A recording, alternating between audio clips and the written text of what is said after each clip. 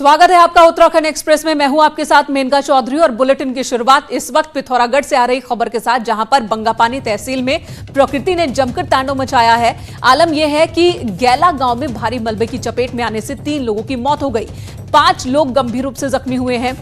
गैला में 3 मकान पूरी तरह से मलबे से पट गए हैं। वहीं तांगा गांव की बात करें तो यहां पर भी 5 मकान जमींदोज हो गए हैं।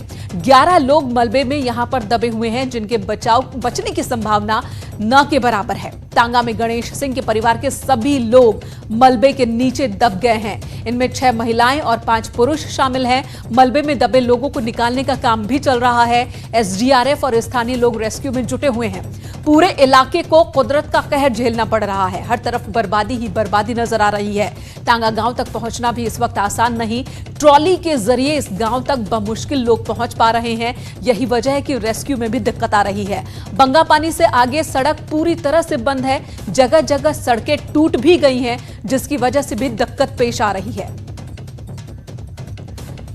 विजय वर्धन उप्रेती इस वक्त हमारे साथ जुड़ चुके हैं। विजय, क्या जानकारी है रेस्क्यू को लेकर? जी मेनका, मैं आपको बताऊं, सबसे बड़ी दिक्कत तांगा गांव तक पहुंचने की है, क्योंकि तांगा गांव को जोड़ने वाले सभी रास्ते जमींदोज हो चुके हैं। एक ट्रॉली है, ट्रॉली के मदद से एक भारी नाले को पार करके मुश्किल वहां जाया जा रहा है। यही वजह है कि जो एसडीआरएफ की भी अन्य टीमें हैं, डेडियाट एसडीआरएफ की टीम तो वहां पहुंचने में सफल रही है, लेकिन पिथौरागढ़ से जो एसडीआरएफ की टीम भेजी गई थी या आईटीबीपी बिरथी की जो टीम गई थी, वो अभी भी बंगापानी पे ही रुके हैं, क्योंकि बंगापानी से आगे की कनेक्टिविटी बिल्कुल नहीं है। जगह जगह रोड टूटी है, भारी मलबा सड़क में आया हुआ है और उस मलबे को पार करके जो तांगा गांव है, तांगा गांव की ओर और ये प्रकृति का कहर देखने को मिला है। जो तस्वीर इस वक्त हम देख पा रहे हैं, हमारे दर्शक देख पा रहे हैं, कुछ वक्त पहले तक यहाँ पर एक मकान होता था, उस मकान में पूरा परिवार था, लेकिन अब नामो निशान नहीं, ना उस मकान का ना उस पूरे परिवार का। जमीन के अंदर दफन हो चुके हैं सभी, और इनके बचने की अब उम्मीद भी न के बराबर है। रेस्क्यू टीम का पहुंचना ही एक बड़ी चुनौती है, फिर रेस्क्यू ऑपरेशन को अंजाम देना एक बड़ी चुनौती। और हर साल लगभग ऐसी तस्वीर उत्तराखंड में हमें देखने को मिलती है और इस बार भी देखने को मिल रही है। विजय, धन्यवाद इस वक्त पूरी जानकारी देने के लिए। और यहां सीएम त्रिवेंद्र सिंह रावत ने पिथौरागढ़ के बंगापानी में हुए हादसे पर दुख जताया। उन्होंने बताया कि एसडीआरएफ की 2 कंपनियां पहले से रेस्क्यू में जुटी हुई थी, अब एक और टीम भेजी गई है। मृतकों के परिजनों को 4-4 लाख रुपए मुआवजे का भी ऐलान किया गया। 11 मौतों की सूचना है, जो अत्यंत ही हमारे लिए कष्टप्रद है। प्रकृति की जो मार है उससे हम उनको बचा नहीं पाए। हमने जिलाधिकारी को निर्देशित किया कि उनके जो भी आश्रित हैं, तत्काल जो सरकार के द्वारा 4 लाख रुपया प्रति मृतक आश्रित को दिया जाता है, वो उन तक पहुंचे। और पिथौरागढ़ के बंगापानी में आई आपदा की शासन लगातार मॉनिटरिंग कर रहा है। मुख्य सचिव ने कहा कि डीएम पिथौरागढ़ से बात हुई है और उन्हें निर्देश दिए गए हैं कि जो लोग जहां भी फंसे हैं उन्हें तुरंत निकाला जाए। मुख्य सचिव ने कहा कि आपदा के ऐसे वक्त से निपटने के लिए राज्य सरकार पूरी तरह से तैयार है और पूरी मदद के लिए, सरकार की मदद के लिए प्रबंधन भी तैयार है। जो लोग अभी भी फंसे हुए हैं उन्हें हम निकालें। जिनका अभी हमें जानकारी नहीं मिली है कि वो कहाँ पर हैं, उन्हें तलाशने की कोशिश करनी चाहिए और आगे कोई नुकसान न हो उसके लिए सभी उपाय किए जाएं।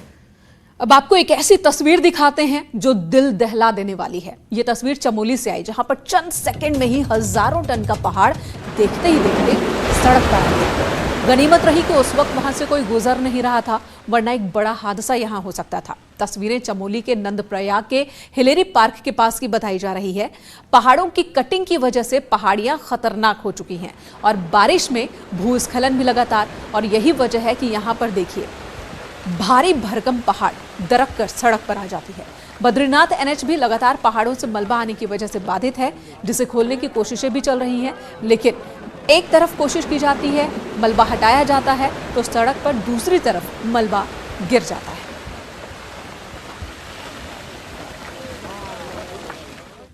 अनिल बलूनी है तो मुमकिन है। जी हां, ये बात हम ऐसे ही नहीं कह रहे, बल्कि अनिल बलूनी ने अपनी उपयोगिता कई बार साबित की है। कल अनिल बलूनी ने मदद करने का भरोसा दिया था और आज परिवार को मदद मिल गई है। हम बात कर रहे हैं कुंदन सिंह के परिवार की। कुंदन सिंह की मौत दिल्ली के मिंटो ब्रिज पर जलभराव में डूबने की वजह से हुई थी। बलूनी ने उनके परिवार को मदद का भरोसा दिया था। आपको बता दें कि मिंटो ब्रिज जलभराव में मरने वाले वाहन चालक कुंदन सिंह पिथौरागढ़ के रहने वाले थे, जिसके बाद राज्यसभा सांसद अनिल बलूनी ने दिल्ली के उपराज्यपाल अनिल बैजल से कुंदन सिंह के बारे में, उनके परिवार को आर्थिक सहायता देने के बारे में बात की। एक परिजन को दिल्ली सरकार में नौकरी देने का भी अनुरोध किया, जिसके बाद उपराज्यपाल ने मृतक के परिवार को 10 लाख रुपए का चेक जारी किया है। हालांकि अनिल बलूनी ने उनके परिवार से किसी को नौकरी देने की भी मांग रखी है। और इस वक्त हमारे साथ अनिल बलूनी जी ही जुड़ चुके हैं। अनिल जी, आपने जो रिक्वेस्ट की, एक परिवार की आवाज आप बने, उस परिवार को मदद भी उपराज्यपाल की ओर से मिल रही है।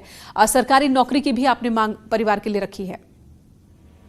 देखिए, कल जब ये घटना मेरे संज्ञान में आई कि दिल्ली के मिंटो ब्रिज में एक बहुत ही निर्धन हमारे पहाड़ के कुंदन सिंह जी थे, जिनका कि डूबने के कारण निधन हो गया था, और मैंने जब पता किया तो बहुत गरीब परिवार के हैं और पिथौरागढ़ के बड़े इंटीरियर इलाके में बेरीनाग के पास उनका गांव था। तो मुझे बड़ा दुख और मुझे लगा कि प्रदेश में रहने वाले इस तरीके से जो उत्तराखंड के लोग हैं उनकी उस मदद की जानी चाहिए। मैंने दिल्ली के उपराज्यपाल जी से बात की और मेरे को लगा कि तुरंत इनको मदद की आवश्यकता है। तो मैंने उनको कहा कि जो उनको एक्सग्रेसिया अमाउंट दिया जा सकता है उसके बारे में मैंने उनसे आग्रह किया। साथ ही मैंने कहा कि क्योंकि इनकी 2 पुत्रियां हैं और इनका लालन पालन कुंदन सिंह जी ही करते थे, तो किसी भी तरीके से इनके परिवार के किसी एक व्यक्ति को नौकरी भी दिल्ली सरकार में दी जाए। तो उपराज्यपाल जी ने जो वहाँ सहायता राशि थी 10 लाख रुपए की, वो तो तुरंत जारी कर दी और उन्होंने मुझे आश्वासन दिया कि उनके परिवार में किसी न किसी को नौकरी देने की भी व्यवस्था करेंगे। आज अनिल जी, ऐसे हादसे अक्सर सामने आते रहते हैं, ऐसे हादसों की खबरें हम लगातार सुनते पढ़ते रहते हैं, लेकिन उस परिवार के बारे में सोचना, उसकी आवाज बनना और आवाज बनकर उसे मदद पहुंचानी है, ये तुरंत फैसला लेना बहुत जरूरी होता है। एक जनप्रतिनिधि के तौर पर आपने इस आवाज को उठाया, आपने नौकरी की भी मांग की, तो इस दिशा में कोई आश्वासन मिला है क्या? देखिए, उपराज्यपाल जी ने मुझे कहा है कि मैं इस पर जरूर ध्यान दूंगा, लेकिन मेरा जो काम करने का तरीका है वो यही है। मैंने उपराज्यपाल जी से बात की क्योंकि लेकिन वो इलाका एनडीएमसी के तहत भी आता है, तो मैंने एनडीएमसी चेयरमैन से भी बात की है कि एनडीएमसी भी नौकरी दी जाए। तो मैं प्रयास में लगा हूं कि किस प्रकार से इस परिवार की मदद हो सके।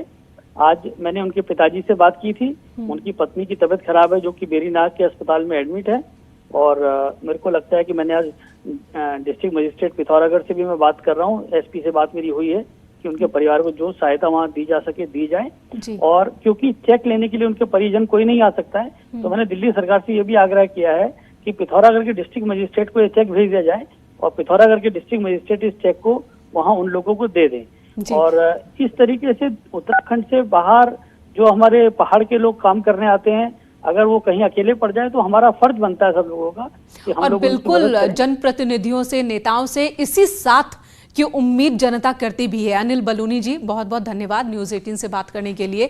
तो संवेदनशीलता दिखाई उन्होंने और जिसका नतीजा ये कि परिवार को एक बड़ी मदद मिल रही है और सरकारी नौकरी का भी भरोसा दिया गया है। हालांकि उस पर आगे क्या कुछ होता है उस पर भी हमारी निगाहें बनी रहेंगी। इस वक्त अगली खबर का रुख कर लेते हैं। एक तरफ पहाड़ में भूस्खलन जानलेवा बना हुआ है, तो वहीं मौसम विज्ञान केंद्र ने बारिश के लिए अगले 72 घंटे के लिए रेड अलर्ट जारी किया है। विभाग ने 5 जिले उत्तरकाशी, चमोली, रुद्रप्रयाग, पिथौरागढ़ और बागेश्वर के लिए भारी बारिश का अलर्ट जारी किया। रेड अलर्ट के बाद आपदा प्रबंधन विभाग भी इस वक्त सतर्क है। अगले जो 3 दिन है इसमें जो है इस तरह की जो एक्टिविटी इंटेंस है, थंडर स्टॉर्म टाइप और थंडर शावर टाइप जो एक्टिविटी है वो खासकर जो है जो अंदर के डिस्ट्रिक्ट उसमें देखने को मिल सकती है। इसके अलावा जो और डिस्ट्रिक्ट्स की भी बात करें, चाहे वो देहरादून है या टेहरी पौड़ी डिस्ट्रिक्ट्स है और कुमाऊं रीजन में आप देखेंगे अल्मोड़ा है, नैनीताल है, तो इनमें भी हैवी या वेरी हैवी रेन इनमें भी मिलने की संभावना है और अच्छी स्पेल इनमें भी मिल सकती है। पिथौरागढ़ के बंगापानी के तांगा में हुई भारी तबाही के बाद सचिवालय में आपदा प्रबंधन विभाग कंट्रोल रूम में एक हाई लेवल मीटिंग हुई। इस मीटिंग में पिथौरागढ़ में भारी बारिश के दौरान किस तरह का नुकसान हुआ है, रेस्क्यू ऑपरेशन को अंजाम देने में कैसी परेशानी आई, रेस्क्यू ऑपरेशन किस तरह से वहां पर शुरू किया गया, लोगों को राहत देने पर भी चर्चा हुई। बैठक के बाद आईजी एसडीआरएफ संजय गुंज्याल ने बताया कि बारिश से करीब 4 गांव में भारी तबाही मची है। आईजी संजय गुंज्याल ने कहा कि एसडीआरएफ की टीमें रेस्क्यू ऑपरेशन में जुटी हुई हैं। फिलहाल 3 लोगों के दबे होने की जानकारी मिली थी, 2 लोगों की बॉडी रिकवर की गई है।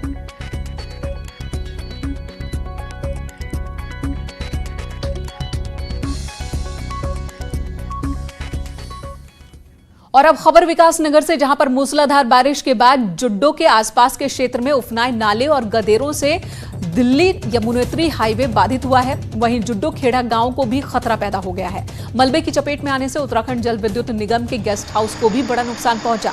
गेस्ट हाउस के कई कमरों में मलबा भर चुका है। गदेरे के आसपास मौजूद घर को भी खतरा उत्पन्न हो गया है। स्थानीय निवासियों की माने तो कल देर शाम नाले से आए मलबे के कारण बड़ा नुकसान हुआ। ग्रामीण अभी भी डरे हुए हैं। हालांकि तहसील प्रशासन ने खतरे को देखते हुए प्रभावित परिवारों को घर खाली करने का निर्देश दिया है।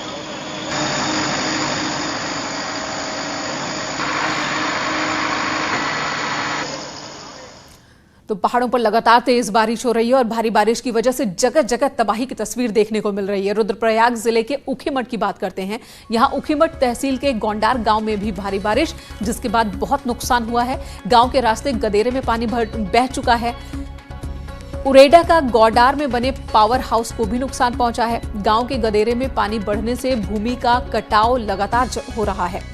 किसी के हताहत होने की खबर अभी यहां नहीं है। किसी मकान को नुकसान भी नहीं पहुंचा है, लेकिन खतरा लगातार बढ़ता जा रहा है।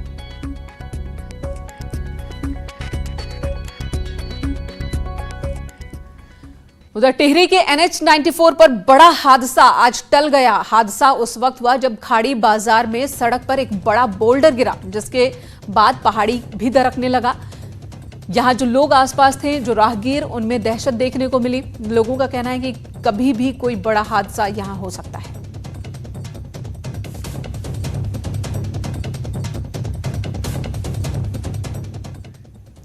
इधर रुद्रप्रयाग के जखोली तहसील के पंजड़ा गांव के ही अस्तित्व पर खतरा बढ़ता जा रहा है। गांव में बने नए मकानों में लगातार भूस्खलन की वजह से दरारें पड़ रही हैं। सरकार की रिपोर्ट के मुताबिक पूरे गांव को विस्थापित किया जाना था, लेकिन लगातार आपदाओं के बावजूद अभी तक सिर्फ 14 परिवारों को ही विस्थापित किया जा सका है, जबकि 148 परिवार अभी भी इस गांव में मौजूद हैं। ऐसे में अब कई लोग हैं जो गांव छोड़कर गए हैं, लेकिन एक बड़ी संख्या में लोग अभी भी गांव के अंदर हैं, खतरे के साए में जी रहे हैं।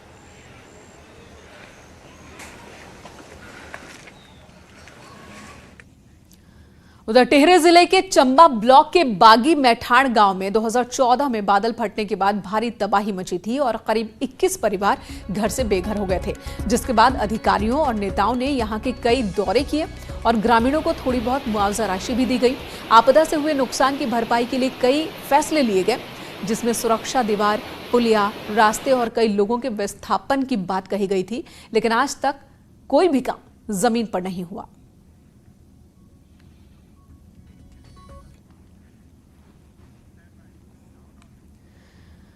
उधर उत्तराखंड के कैबिनेट मंत्री सतपाल महाराज ने दिल्ली में जल संसाधन मंत्री गजेंद्र सिंह शेखावत से मुलाकात की। मुलाकात के बाद उन्होंने बताया कि कोरोना के कारण उत्तराखंड में बड़ी संख्या में प्रवासी लौटे हैं। उनके रोजगार और कृषि को किस तरह से बढ़ावा दिया जाए, इसे लेकर मीटिंग हुई थी और इस मीटिंग में वही चर्चा हुई है।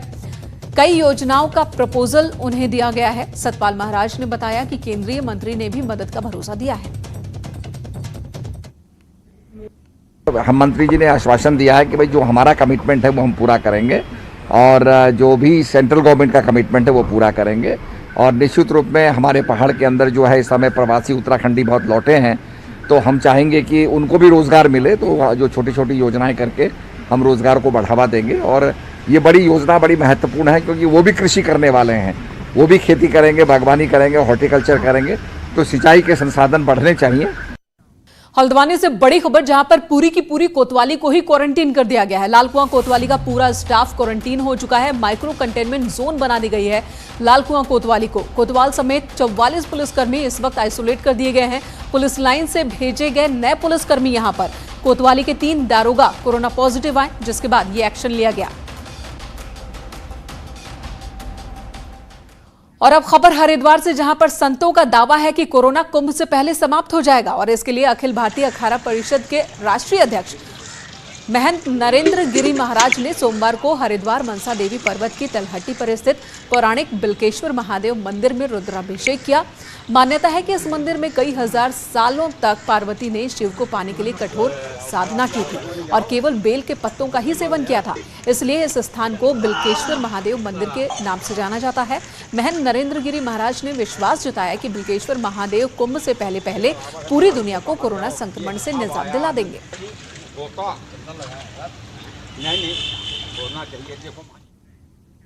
और आज सोमवती अमावस्या के मौके पर हरिद्वार एकदम सुनसान दिखा। धर्मनगरी हरिद्वार के घाट सूने दिखाई दिए। मार्च में जब से कोरोना ने दस्तक दी है तब से यहां लगभग यही तस्वीर देखने को मिल रही है। हर की पैड़ी घाट का जायजा लिया हमारे सहयोगी अनुपम त्रिवेदी ने। आज सोमवती अमावस्या है और जो मेरे पीछे आप देख रहे हैं इस हर की पैड़ी में शायद ही आपको कहीं कोई भीड़ नजर आ रही होगी। जब भी सोमवती अमावस्या होते रही बीते सालों में यहाँ पैर रखने की भी जगह नहीं होती थी। पिछले साल का सरकारी आंकड़ा बताता है कि यहाँ पर 50 लाख लोग आए थे और इस साल गिने चुने लोग ही दिख रहे हैं, वो भी जो सिर्फ ड्यूटी में हैं, क्योंकि उत्तराखंड सरकार ने आज सीमाएं सील की हुई हैं। कोरोना ने सब कुछ बदल के रख दिया है।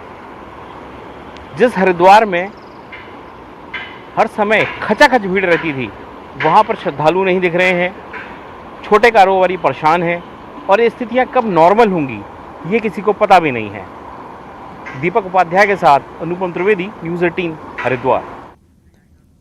न सिर्फ भारत बल्कि पूरे विश्व में हर इंसान यही चाह रहा है कि ये तस्वीर, ये स्थिति बदले, लेकिन फिलहाल कोरोना से जंग जारी है और ऐसे में बदलाव जरूरी है। फिलहाल इस ब्रेक के लिए रुकेंगे। ब्रेक के बाद भी न्यूज़ 18 पर खबरों का सिलसिला जारी है।